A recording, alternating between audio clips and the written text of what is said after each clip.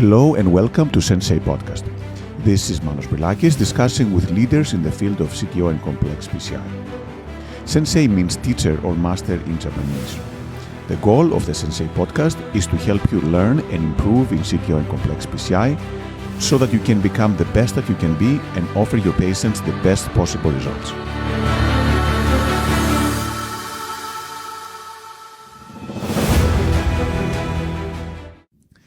Hello everyone and welcome to Sensei Podcast. It is my great pleasure to introduce Dr. Carlo Di Mario, who actually needs no introduction. Dr. Di Mario is one of the founders and the current president of the CTO Club. He was actually a former president from the EAPCI. He was for 15 years at Royal Brompton in the UK and recently moved back to Italy, where he's now the director of cardiology at the University of Florence. He's literally written the book on CTO interventions as well as structural interventions. And again, Carlo, thanks again for being today. We're thrilled to talk with you. Thank you for having me with you, Manos. Carlo, how did this all start for you? I know that you've been in many continents. You've been in Amsterdam, Rotterdam. How did this start for you? How did you decide to become an interventionalist and go into CTOs and complex PCI? Well, first of all, because CTO PCI is needed because there are lots of patients. Was maybe even more in the past before primary angioplasty. So there were these patients who had ineffective thrombolysis or the vessel occluded after recanalization with still some viability symptoms. Most of them went to CABG. And I think it was a challenge that many people tried to face with inadequate material, with inadequate technique. Now, fortunately, we are a long way ahead compared with 20, 30 years ago. So you obviously were there from the early days. How did you actually learn CTO? Back then, we didn't know the things we know now. How did you learn how to do the procedure and found the CTO Club? Well, I think most of my interest started when I was in Rotterdam for 5 years, between 1990 and 95. That was the time Patrick Serrais with Jaap Hamburger started this laser wire program. An ineffective device, unfortunately, as you may remember from the results of the trial that were correctly reported as not being better than conventional material, and the conventional material was very bad at the time.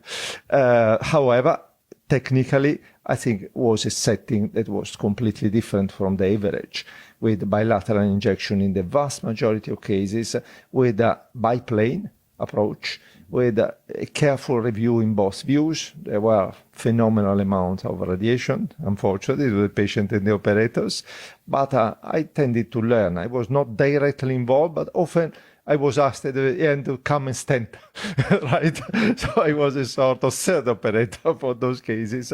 And when I went back to Milan with Antonio Colombo, Antonio has many skills, but was never particularly fond of CTO. So I was the CTO operator in the place.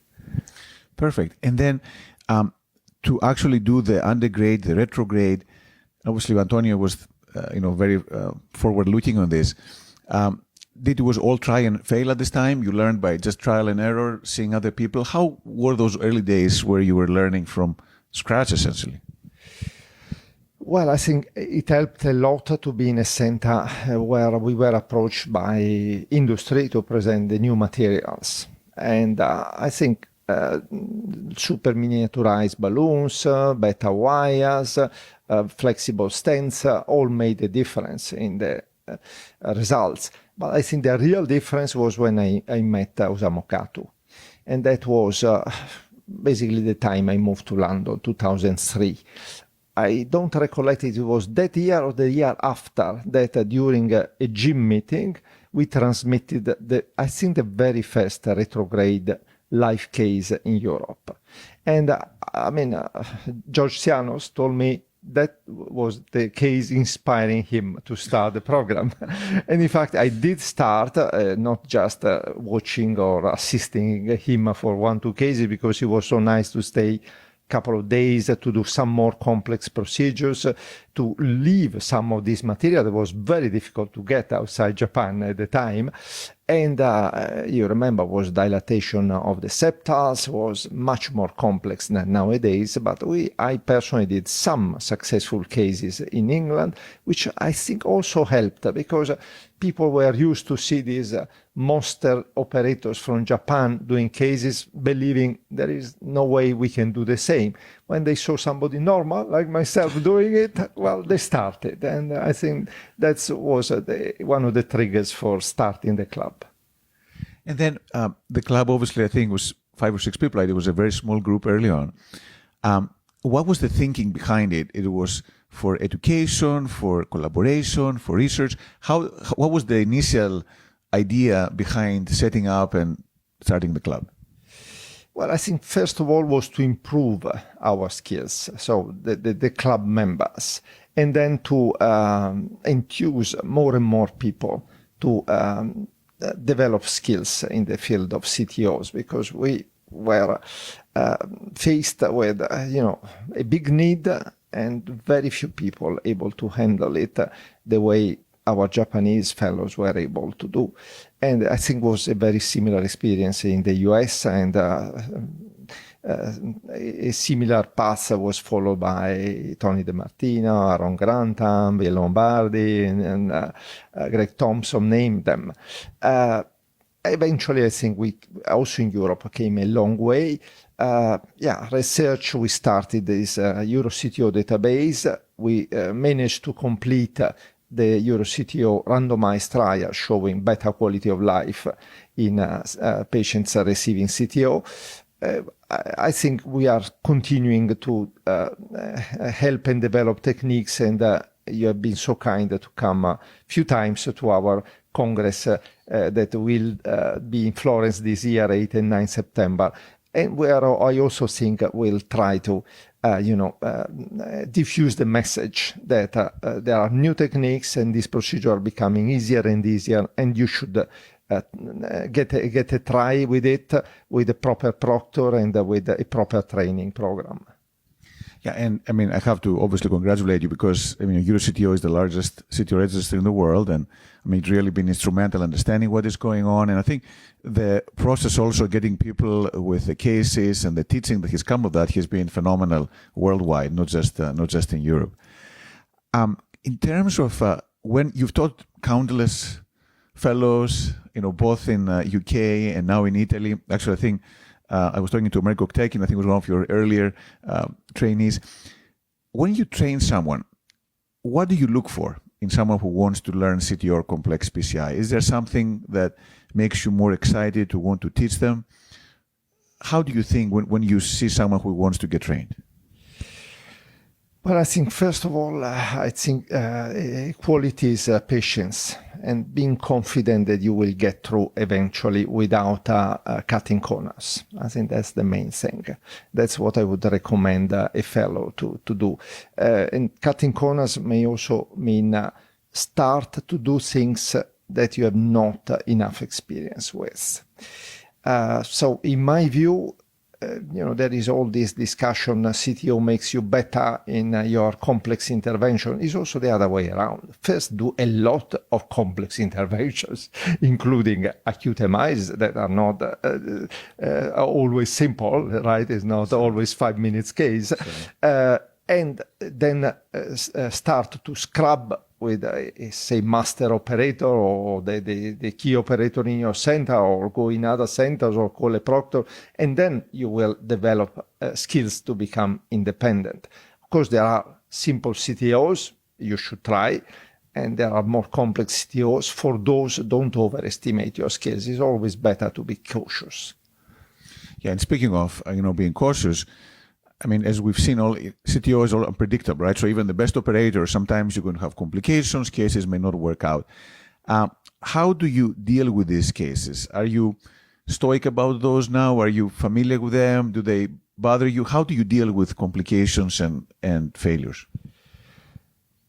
Well, I mean, say failures is already bad enough to go to the patient and the family after 2-3 hours of work and a lot of expectation from their side to say that nothing happened. And, it's true that sometimes you have investment procedures, but most of the times might be a true failure because the patient is not willing to come back to have a second attempt. In terms of complication, that's of course the worst. I confess, I tend to be maybe a bit less successful than others, but we have a little bit less complication than others. That means if I do an epicardial collateral, I really don't risk patient life to go through, right? I will stop earlier. I will try maybe less efficient approaches, maybe even STAR, but I want to have the patient alive at the end of the procedure. Yeah, and actually, I think this is more important, right? I mean, for most patients, these are elective procedures. And as you say, it's always a risk-benefit ratio. And sometimes, failure is better without a complication than a success with the patient dying or having a major complication. And I think that sometimes gets lost in the translation, but we've all been there and we've seen that. Or a failure and the complication together. That's the worst. Yeah, no, absolutely. And I guess that's something that comes with experience, I presume.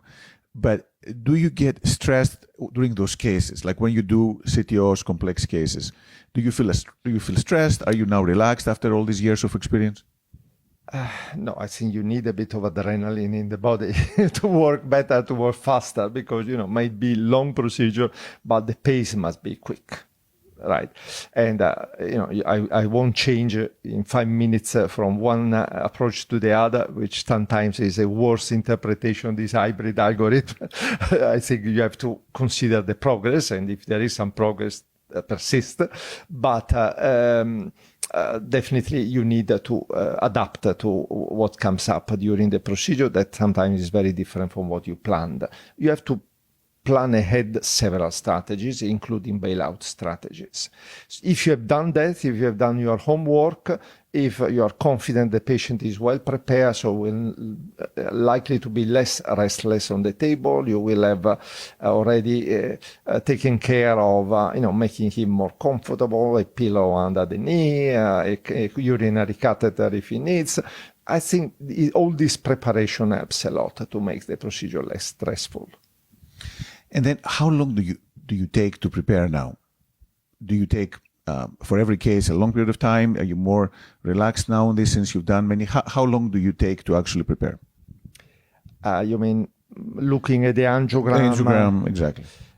Yeah, well, I think that maybe a bit longer, because right now I try to do as much as possible CT as well, because I think there is additional information.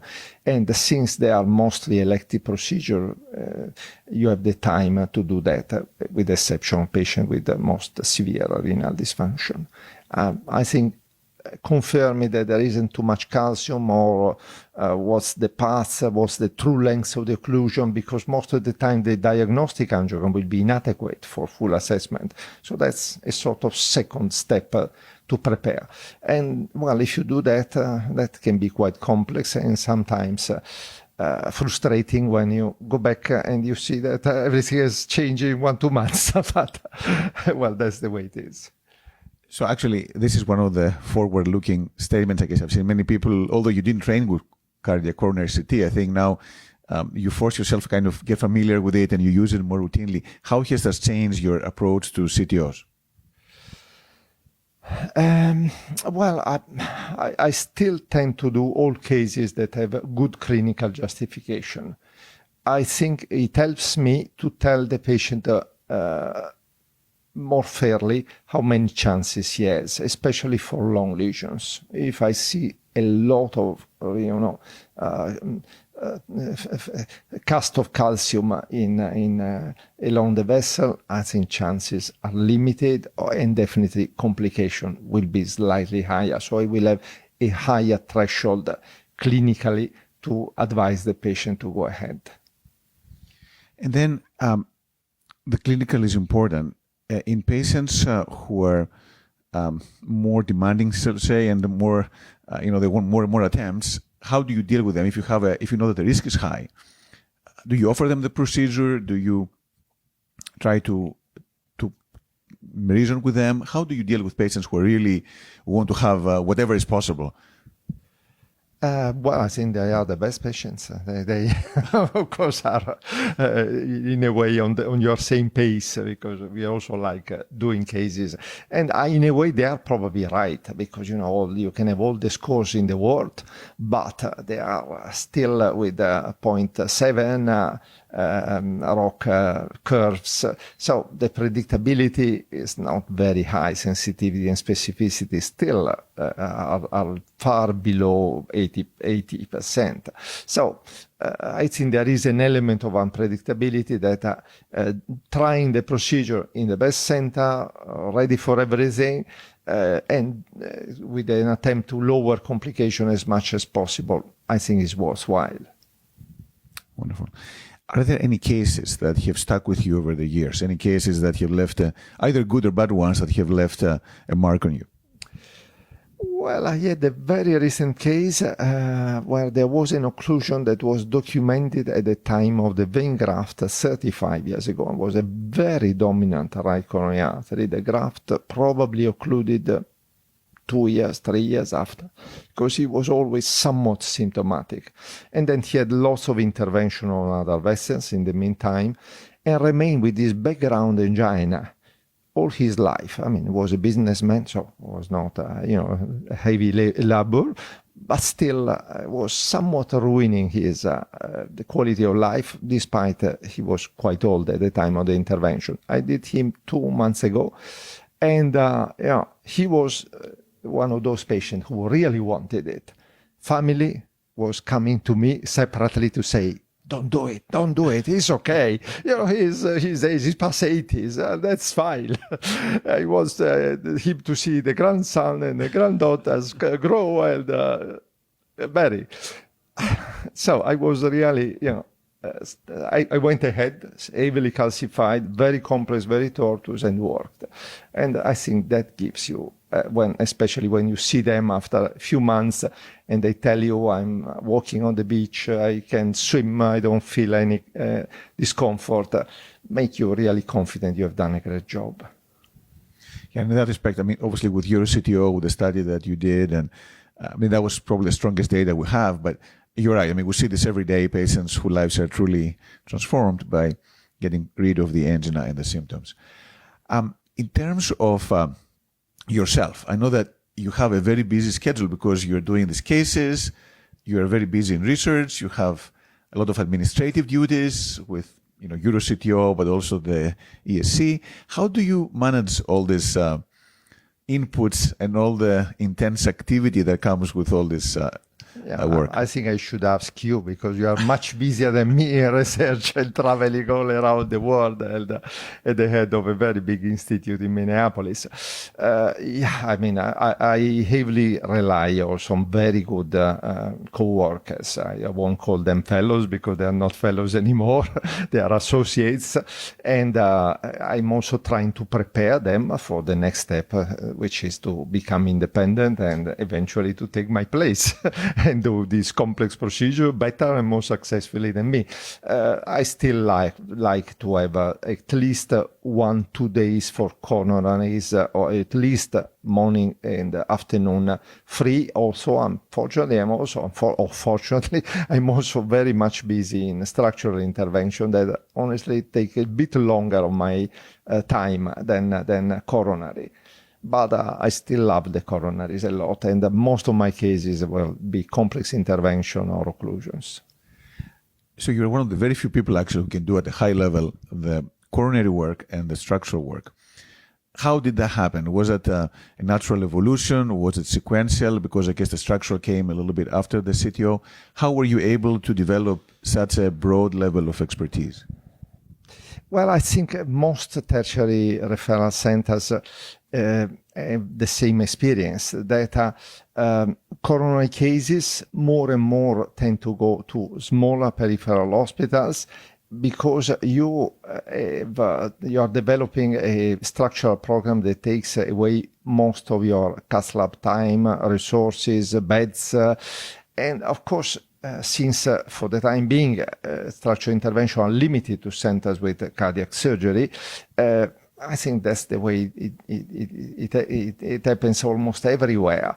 So for me, not doing structural, I was fairly young when I started in structural, I think was not an option, was a bad option, right?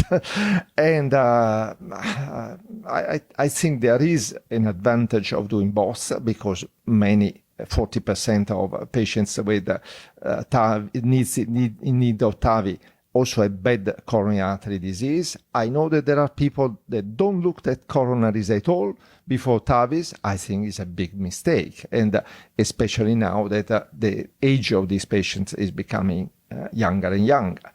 And having an operator able to approach both and take the right decision, not because they cannot do a complex intervention, but because is too old or he doesn't need it, I think is important. No, absolutely. And when it comes to the inventiveness, I'm always impressed that you come up with these new ideas. I still remember many years ago the lithotripsy for the leg to get the valves up and then the impeller up. So how do you come up with these ideas? Is it just something that clicks, or something that you work on methodically for some time? No, I think I was lucky because I was doing both things, and since I had good experience of lithotripsy in coronaries, and I was very impressed that if you look at the post-lithotripsy result, you go from 60% diameter stenosis to 30%, which in very calcified lesion at 4 atmospheres, there are no other techniques able to deliver that. Then I had the idea, why, when we have this super complex iliac disease, instead of destroying them with super high pressure and pave the way with stents, we gently go with lithotripsy. And I must say, it works in the vast majority of cases. And we managed to put together the experience of ourselves, Copenhagen, other centers, and has been very successful and followed now as a routine by most centers. And transfemoral is, of course, the only approved modalities to perform TAVI shown to be better than surgery. Yeah, no, I guess maybe having both fields helped, because then you had the coronary experience, and he had the peripheral and the structural, and vice versa. How do you see people starting now? Do you think that it's a viable pathway to become good at, like yourself, in the coronary and the structural arena, or is it becoming harder and harder now with the extra techniques? Yeah, that's a question many of my fellows ask, and I'm sure it's the same for you. I don't know. I think that it's difficult to really be at the top of both. And probably if you are 35 or 40, taking one path will be better. So becoming a real guru in structural or in coronary, considering also the structural is also a very various field with somebody specializing in mitral, in aortic, and so forth. Having said that, this applies maybe to 30 centers, 20 centers in the world. Florence is big. We have almost 300 TAVIs. We have 1,200 PCIs, but not as big to allow that. I mean, I need that most of my operators are able also to do primary angioplasty. Otherwise, I can't fill the rota. Perfect. That's true. Someone has to take the call end of the day, right? So, but how do you also keep in physical shape? Do you exercise? Do you meditate? Do you relax? How do you keep physically fit? Because these are long days in the lab and complex cases. Right. Well, if you go to my WhatsApp, you see me on a bicycle. However, that happens quite rarely. And right now my bicycle is in my office because it's 2 months that I don't move it. I went back from the place where I live, which is 350 meters, and still I'm not finding the energy to go back and climbing. Yeah, I think exercise is important.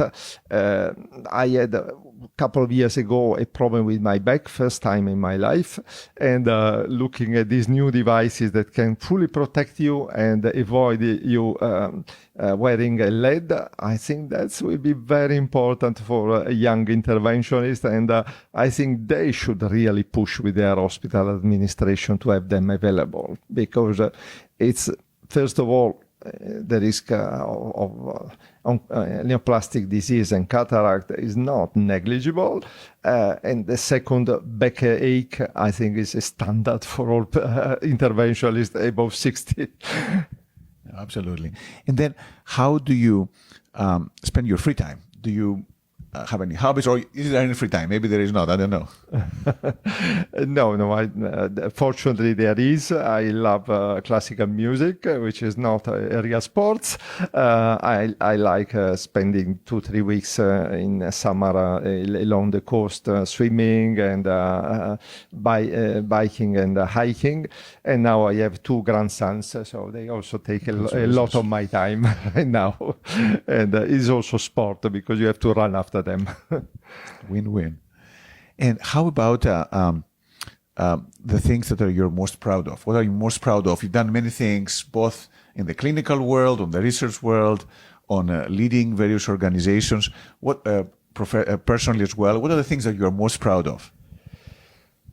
Well, that's not the easiest question in the world, because, of course, there are some research aspects that you may value. I mean, I was proud to be presenting a big trial on PCI after thrombolysis, at that time still the prevalent modality of treatment of patients with acute MI, showing that standard routine PCI was better than just wait and see. That was in 2007 in Vienna. I was proud to place the first purpose-built graft stent in coronaries, in fact in a live cases. That was 1996. And I like looking everything with open eyes. For instance, very recently we noticed that after urea paclitaxel coated balloons, the Prevail is from Medtronic, you see the crystals in the wall after you have performed your drug elution via the balloon for 2-3 minutes. And that was not reported before, and is now in European Heart Journal as a case report. But we had a long series and is consistent. I still don't know whether we can use it to understand how much paclitaxel is in the wall and how much more effective are the cases where you see compared with don't see, and how long you have to keep the balloon inflated. That's something we honestly don't know. The studies are really done on healthy arteries in pigs, so they have not much sense. There are lots of people saying calcified lesion is useless, it works only after lithotripsy. I think might be a way to see it in vivo. And every day, if you open your eyes, you can have discoveries. Which is important, I guess. You have to open your eyes and see what is in front of you, which may not always be easy. But what's always impressed me in you is that you are very, you've been going from different places. You haven't been afraid to move. And for example, you went from, from Italy to the UK, you came back to Italy, you were in the Netherlands, you've been to many places. How is that always going to do that? Is this just a matter of time? Like, for example, your latest move, you're very established, you have a great practice, great respect. Why change things? Yeah, I mean, you're right. It's a bit unusual in Europe that people move from country to country. I think this is part of the reason why the United States are better, because there is this cross-fertilization among the top centers with people moving a lot, and you also did quite a lot. In Europe is somewhat more difficult, language barrier, and also some other barriers. And unfortunately, the UK, as you know, left the European Union, so also for doctors it's becoming somewhat more difficult. I could have stayed in London. I had a good career and lots of patients, it's true. I thought that going back more to a university center where I could teach, I could have 50 fellows instead of 5, possibly was a better way of ending up my career. Also, I still have a few years that I want to spend doing cases. Yeah, to get ideas now, right? Looks like you're still very active and doing many things. What is the thing that excites you the most right now? Well, I confess, certainly the structural world is overwhelming in terms of new approaches. I think TAVI has reached maturity, but this doesn't mean that it's not exciting to see that you can, achieve results in 90 years old patients that were unthinkable some time ago, and that now you can do consistently at extremely low failure rate. With this 300, we have 0.5% mortality and similar percentage of clinically relevant strokes. So I think that's important. But it's the mitral and the tricuspid arena where the progress is now rapid, especially with valves, but also with edge-to-edge repair for both. And I'm fortunately still doing, and in fact I started the mitral clip before the TAVI. So it was 2009, one of the early adopters of this technique. So I really love to see in the coming years this come to maturity as well. And do you have any favorite book or favorite movie? Wow. I like very much Murakami, a Japanese author, maybe because, it's very Japanese. You need patience to read these 1,300 pages, but it brings you far away in a dream. Movies, that's more to relax. So I go and watch the classical new releases from Hollywood in the plane. And then, what are your plans for the future? Again, you've done a lot of things. You have a lot of years ahead. I mean, do you ever think to retire ever? You're going to be in the lab forever? What are your thoughts? Well, as long as my health is good enough, and as long as my result keeps on a good level, I like to keep working. I understand that I will be more and more into administration because that's necessary. However, I think it's also important that people that do that continue to have an eye on the practical clinical work. Otherwise, they become worse than our, say, businessmen that take decisions, and they are not advocating the best for patients and doctors.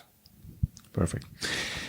So if you had to give some piece of advice for people who are starting now or they're early in their careers and they want to follow your path in complex coronary structural, any other pathway, what would you advise them to do? What are the key things to do that can help them be successful?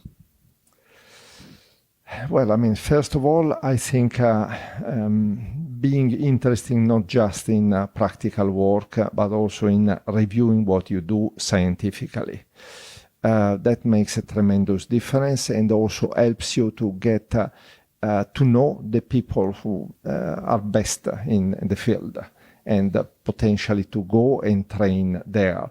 I think our fellows get a reasonable interventional training, but most of them I've already planned for them to go to Madrid, to New York, to Antwerp, and if you are so kind to allow me, Minneapolis will be another possible good location, unless you take only Greeks, right? Oh, wow. Italians are good as well. Italians are like Greeks. We love Italians. Okay, thank you.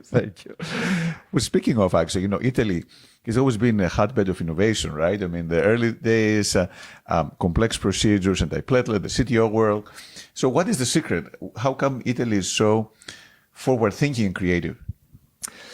I think we have been lucky to have a few very innovative people, and I think Antonio Colombo is the first name springing to my mind, and he's still doing it. He's the man who invented the way we implant stents, and now is moving away from stents to drug-eluting balloons for natives, which I think makes sense, and in part I think is correct.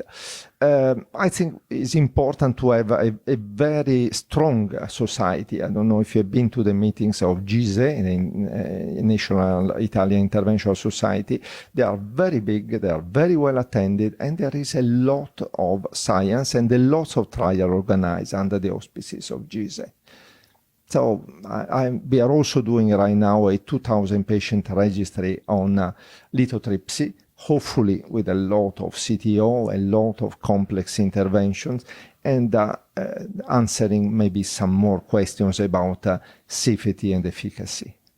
Yeah, no, would love to see the paper in circulation or the major journal. I think this is a lot of need for understanding better how lithotripsy works, although clearly it has improved quite a bit the way we tackle calcified lesions. So, Carlo, any other thoughts? Any other parting thoughts for the audience of the podcast?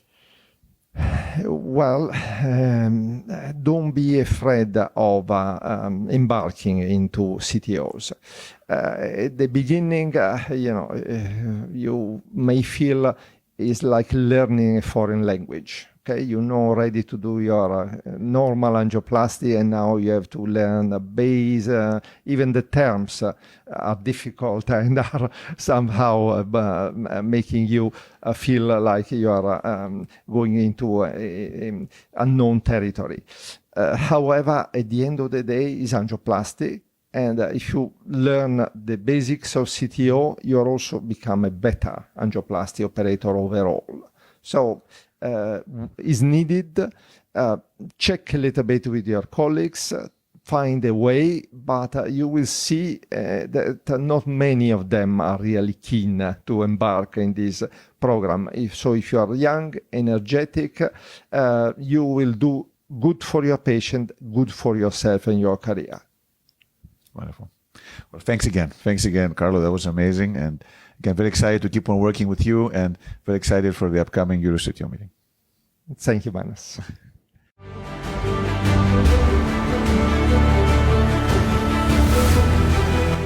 Thank you for listening to the Sensei podcast.